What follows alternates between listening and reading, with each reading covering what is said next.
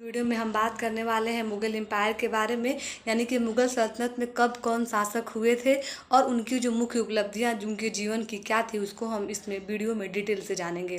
तो सबसे पहले हम शुरुआत करते हैं जो बाबर से। बाबर ने 1526 ईस्वी में पानीपत की प्रथम लड़ाई में इब्राहिम लोदी को पराजित करके और भारत में मुग़ल सल्तनत की स्थापना की थी। बाबर जो है 1526 ईस्वी से लेकर 1530 ईस्वी तक भारत में लगभग 4 वर्ष तक शासन करते हैं, लेकिन इन 4 वर्षों में उन्होंने लगभग 4 लड़ाइयाँ लड़ी और अपनी सत्ता को जो है उन्होंने मजबूती दिया था।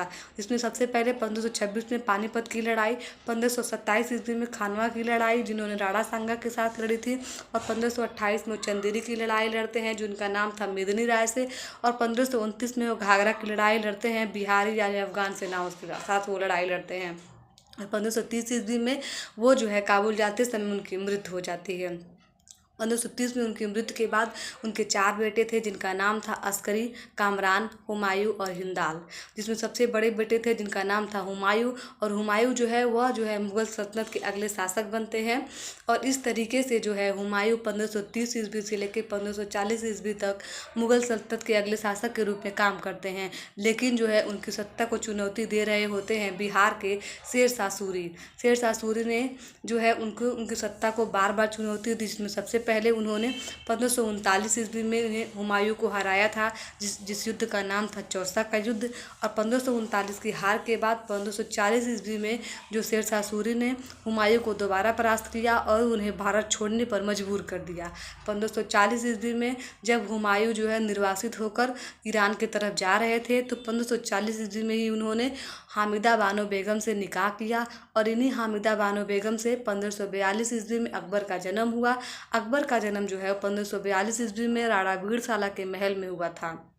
1542 में जो है अकबर का जन्म हो जाता है, और उसके बाद जो है इधर 1540 ईस्वी से लेकर 1555 ईस्वी तक जो है भारत में शेरशाह सूरी का वंश रहता है। शेरशाह सूरी जो 1545 ईस्वी में कालिंजर के जो किला था, उस किले के जो बारूद का जो गोला था दोबारा उनके वहाँ वापस लौट जाने से फटने से उनकी मृत्यु हो गई थी।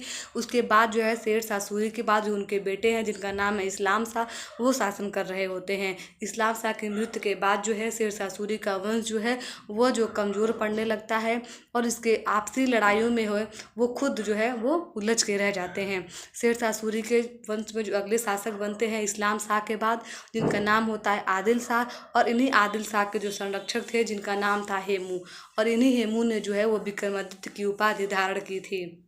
उसके बाद हम देखते हैं जब 1555 में शेरशाह सूरी का वंश जो है वो कमज़ोर पड़ता है, तो हुमायूं जो है अपने शासन को दोबारा प्राप्त करने के लिए ईरान के सैनिकों के माध्यम से जो है भारत पर दोबारा आक्रमण करते हैं। और 1555 ईस्वी में सरहिंद की लड़ाई होती है, और मच्छीवाड़ा के युद्ध में जो है हुमायूं को जीत मिलती है और उन्हें आगरा का तख्त जो है वापस मिल जाता है। लेकिन ये जो शासन था मात्र 1 साल का ही रहा, क्योंकि 1556 ईस्वी में ही जो आगरा का जो दीन पनाह नाम का जो पुस्तकालय था उसकी सीढ़ियों से गिरकर जो है हुमायूं की मृत्यु हो जाती है। जो 1556 ईस्वी में हुमायूं की मृत्यु हो जाती है, तो उस समय वो अकबर थे, वो जो है कालानौर पंजाब में जो है वो उस समय वहाँ जो है विद्रोहियों को दबा रहे थे, लड़ाई लड़ रहे थे। तो जब ये जो समस्या है, यानी कि जो खबर है जब सुने थे बैरम खान ने, तो उन्होंने तत्काल जो है अकबर को जो है भारत का अगला शहंशाह बना दिया, और कालानौर में ही जो है अकबर का राज्याभिषेक कर दिया गया। और जब अकबर का राज्याभिषेक किया गया तो अकबर की जो उम्र है उस समय मात्र 13 वर्ष की थी। इस तरीके से अकबर जो है मुग़ल सल्तनत के तीसरे शहंशाह बनते हैं, और जो है इस तरीके से यहाँ से मुग़ल सल्तनत का जो है सुदृढ़ होता है। और अकबर ने जो है 1556 ईस्वी में जो है, और 1556 ईस्वी में पानीपत की द्वितीय लड़ाई उन्हें लड़नी पड़ती है, क्योंकि आदिल शाह का जो संरक्षक था जिनका नाम था हेमू, वह जो है जो आगरा के तरफ जो है दोबारा आने लगता है, और उन्होंने आगरा आकर आगरा के किले पर कब्जा कर लिया। और आगरे के किले के कब्जे के बाद वो दिल्ली की तरफ बढ़ने लगा। जब दिल्ली की तरफ बढ़ने लगा तो बैरम खान ने बहुत जो है अपने चालाकी से जिन्होंने पानीपत के मैदान को चुना, और वहाँ जो है बैरम खान की जो सेना थी यानी अकबर की जो सेना थी और हेमू की सेना जी, उसका आमना सामना होता है। और इस सेना की जो लड़ाई होती है, तो अकबर की जो सेना है अगर वो हार गई होती, लेकिन उसकी किस्मत ने साथ दिया।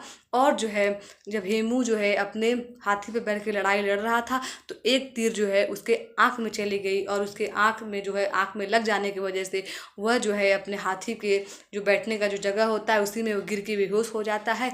और हेमू के जो सेना है उसमें भगदड़ मच जाती है और इस तरीके से जो है जो अकबर की जीत हो जाती है। और 1556 ईस्वी में जो है मुग़ल सल्तनत का जो है दोबारा जो स्थापना हो जाता है। द्वितीय संस्थापक कहे जाते हैं अकबर इसीलिए। और उसके बाद जो है अकबर जो थे 1556 ईस्वी से लेकर 1605 ईस्वी तक तो जो है मुग़ल सल्तनत के अगले शासक के रूप में काम करते हैं। और उन्होंने अपने शासनकाल में कई सारी उपलब्धियां हासिल की थी। जैसे 1565 ईस्वी में उन्होंने दास प्रथा का अंत कर दिया था। 1564 ईस्वी में उन्होंने जजिया कर को समाप्त कर दिया था। 1575 में उन्होंने इबादत खाना की स्थापना की थी। इस तरीके से जो है अकबर ने अपने जीवन काल में कई सारे जो है अच्छे काम किए। इस पर अगर आप डिटेल वीडियो चाहते हैं अकबर की पूरी जीवनी के बारे में तो आप मुझे कमेंट बॉक्स में कमेंट कीजिएगा। मैं उस पर जो है अकबर के पूरे जितने भी उन्होंने उपलब्धियां जो है हासिल की थी, जो भी उनके कार्य थे, प्रशासनिक कार्य थे, मैं उसके बारे में और जो उनके जो सैनिक उपलब्धि थी उसके बारे में मैं वीडियो बना दूंगी। उसके बाद हम देखते हैं अकबर के बाद जो है उनके बेटे होते हैं सलीम। तो अकबर ने जो है सबसे पहले जो है राजपूतों से विवाह करने की नीति अपनाई थी। अकबर ने सबसे पहले जो है कछवाहों से शादी की थी, जिनमें जिनमें जो उनकी रानी थी जिनका नाम था जोधाबाई, जिसे इतिहास में हरखाबाई के नाम से जाना जाता है। और इन्हीं हरखाबाई से जन्म होता है सलीम का। सलीम जो है बाद में जो जहांगीर के रूप में दिल्ली जो हमारे मुग़ल सल्तनत के अगले जो है शासक बनते हैं, अगले शहंशाह बनते हैं। तो जब 1605 ईस्वी में अकबर की मृत्यु हो जाती है तो जो मुग़ल सल्तनत है उसके शासक बनते हैं जहांगीर जो है 1605 ईस्वी में जब शासक बनते हैं तो 1606 ईस्वी में उनके बेटे खुसरो ने उनके खिलाफ विद्रोह कर दिया था। खुसरो जो थे वो जो है जोधाबाई के यानी कि जोधाबाई जो थी उनकी जो मानबाई जो थी यानी कि जोधाबाई की जो भतीजी थी मानबाई। तो मानबाई से जो है जो सलीम है उनकी विवाह हुआ था। और सलीम की जो पहली पत्नी थी वो मानबाई थी। मान सिंह का नाम आपने सुना होगा, जो अकबर के 9 रत्नों में शामिल थे। उन्हीं अकबर के 9 रत्न में शामिल मान सिंह की बहन का नाम मानबाई था और मानबाई की बेटे का नाम था खुसरो, जिसने जो अपने सत्ता पर बैठने के बाद ही जो है जहांगीर का जो है विद्रोह कर दिया शासन के लिए, कब्जे के लिए। और जो है खुसरो का जो मकबरा है यहीं इलाहाबाद के प्रयागराज में ही जो स्टेशन के पास है। तो इस तरीके से उस पर लड़ाई लड़ते हैं और उसके बाद जो है जहांगीर ने खुसरो की जो है उनकी जो लड़ाई लड़ती है तो खुसरो की इसमें हार होती है। और खुसरो जो है जब जाते हैं लाहौर में, जब उधर पंजाब की तरफ जाते हैं तो उस समय जो थे सिख के जो गुरु थे जिनका नाम था गुरु अर्जुन देव, जो उन्हें 5000 का जो है सहायता देते हैं। और इसी 5000 की सहायता देने की वजह से ही जब जहांगीर को ये बात पता चलती है तो वो जो है सिख गुरु अर्जुन देव को जो है फांसी पर लटका देते हैं। और इस तरीके से जो है जहांगीर के साथ और तब जाके मुग़ल सल्तनत से और सिखों से जो है टक्कर शुरू हो जाती है। अब हम देखते हैं कि जब जहांगीर इस तरीके से जहांगीर का शासनकाल चलता है और जहांगीर की एक दूसरी पत्नी थी जिनका नाम था जगत गोसाई। जो जगत गोसाई थी इनके बेटे का नाम था खुर्रम, जो बाद में शाहजहाँ के नाम से जाना जाता है। खुर्रम ने ही यानी खुर्रम को ही शाहजहाँ कहा जाता है और इसी शाहजहाँ ने जो है आगरा का ताजमहल का जो है निर्माण करवाया था। तो इस तरीके से हम देखते हैं कि सबसे पहले बाबर के बाद उनके बेटे हुमायूं के बेटे होते हैं हमारे अकबर, और अकबर के बेटे होते हैं जहांगीर, और जहांगीर के ही बड़े बेटे थे खुसरो जिसने विद्रोह कर दिया था।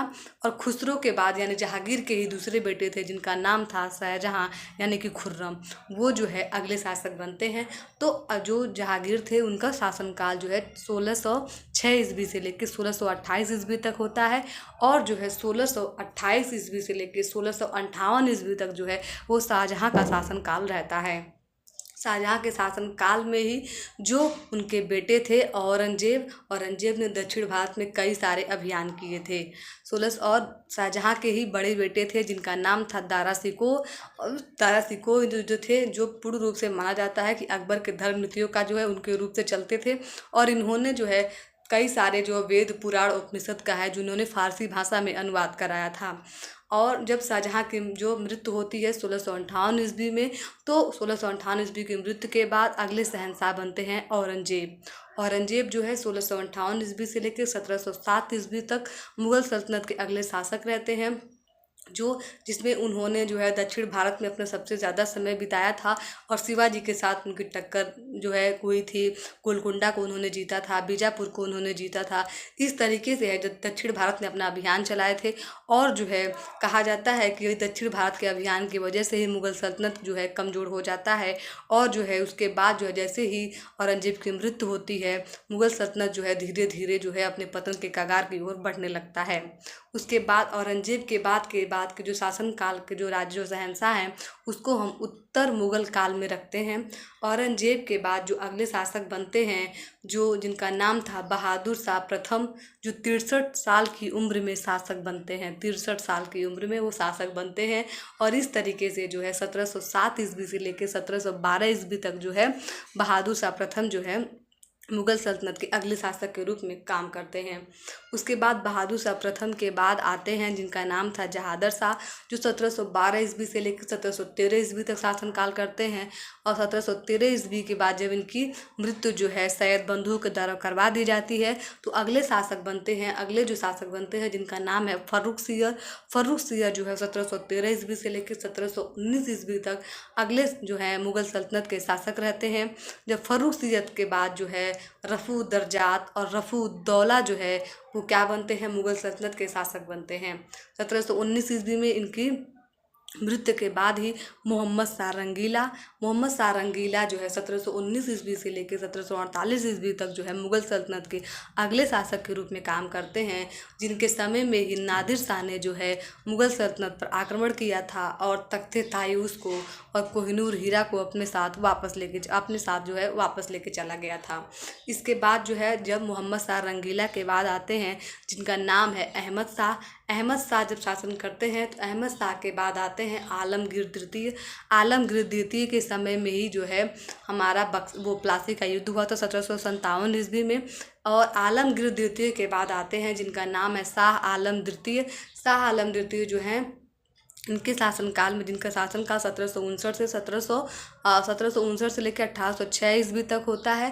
जिनके शासनकाल में जो है बक्सर का युद्ध होता है 1764 ईस्वी में, और 1765 ईस्वी में ही इन्होंने ही इलाहाबाद की संधि की थी, और इलाहाबाद की संधि के माध्यम से ही इन्होंने जो बंगाल का जो दीवानी है, बंगाल का मिदनापुर और जो कालीकाता है, इसकी दीवानी जो है उन्होंने अंग्रेजों को दी थी, और बदले में जो है उन्हें 26 लाख का जो है वार्षिक जो है पैसा देने की बात जो है अंग्रेजों ने स्वीकार की थी। शाह आलम द्वितीय जो थे वो कैसे मुगल सल्तनत के शासक के रूप में जाने जाते थे, जब जो ब्रिटिश जो साम्राज्य है उसके अधीन आ गए थे।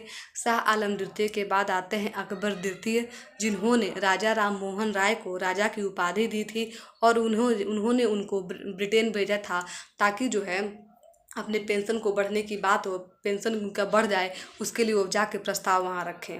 अकबर द्वितीय के बाद आते हैं बहादुर शाह जफर द्वितीय, जिनको जफर नाम की कविताएं लिखते थे, और इन्हीं के समय में जो 1857 की क्रांति हुई थी, और इनको 1857 की क्रांति के समय इन्हें पूरे भारत का शासक के रूप में स्वीकार किया गया था।